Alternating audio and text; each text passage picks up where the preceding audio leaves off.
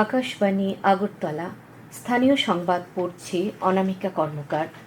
সামুদ্রিক ঘূর্ণিঝড় রেমাল দুর্বল হয়ে পড়েছে, তবে এর প্রভাবে আজ ভোর পর্যন্ত রাজ্যের বিভিন্ন স্থানে অনবরত বৃষ্টি হয়, সঙ্গে দমকা হাওয়াও ছিল। বৃষ্টি ও দমকা হাওয়ায় রাজ্যের স্বাভাবিক জনজীবন ব্যাহত হয়।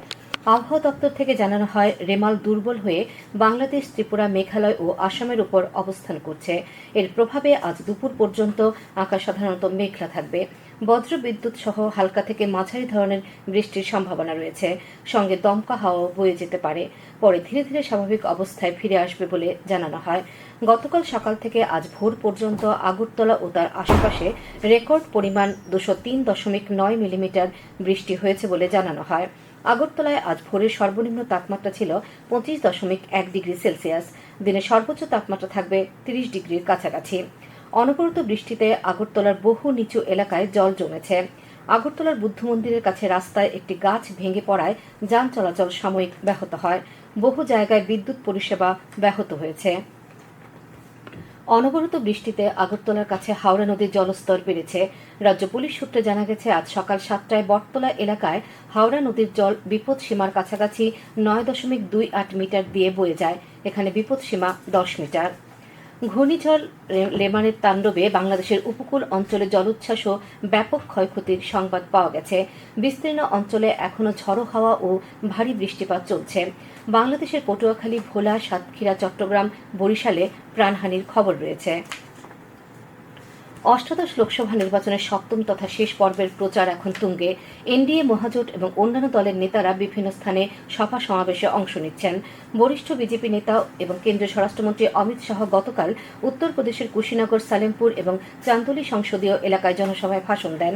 বিজেপির জাতীয় সভাপতি জগৎ প্রসাদ নাড্ডা গতকাল বারাণসীতে বিভিন্ন কর্মসূচিতে সাধারণ নাগরিক, তাঁতি, কারিগর সহ বিভিন্ন শ্রেণীর ভোটারদের সঙ্গে মত বিনিময় করেন।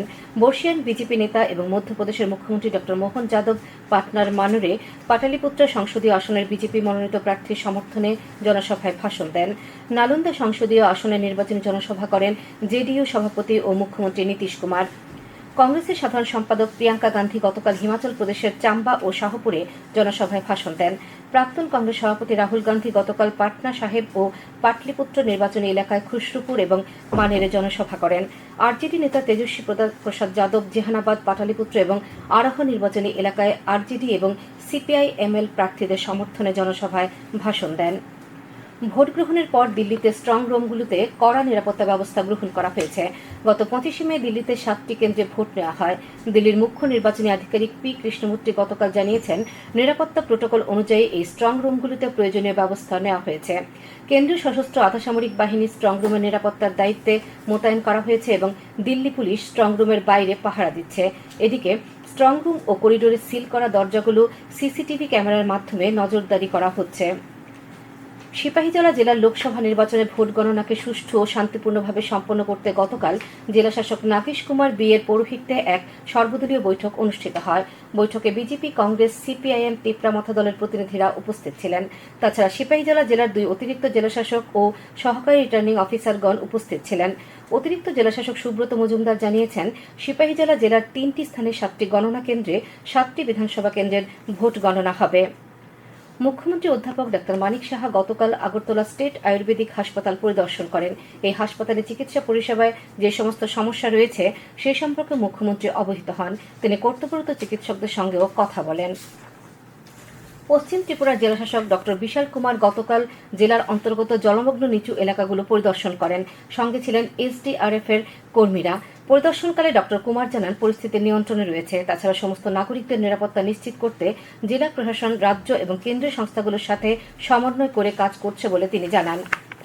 আগরতলা পুর নিগমের মেয়র দীপক মজুমদার গতকাল বৃষ্টির জল নিষ্কাশনের কাজে ব্যবহৃত আগরতলা পুর নিগমের কয়েকটি জলের পাম্প পরিদর্শন করেন। শ্রী মজুমদার বলেন, জল নিষ্কাশনের জন্য আগরতলা পুর নিগমের 16টি অত্যাধুনিক পাম্প মেশিন রয়েছে। তাছাড়া ঘূর্ণিঝড় রেমাল সংক্রান্ত দুর্যোগ মোকাবেলায় আগরতলা পুর নিগমের সব রকম ব্যবস্থা রয়েছে বলেও তিনি জানান। পরিদর্শনকালে আগরতলা পুর নিগমের ইঞ্জিনিয়ার এবং পাম্প মেশিন পরিচালনা করার জন্য যুক্ত কর্মীদের সঙ্গে কথা বলে প্রস্তুতি সম্পর্কেও অবগত হন তিনি। স্থানীয় সংবাদ এখনকার মতো এখানেই শেষ হলো।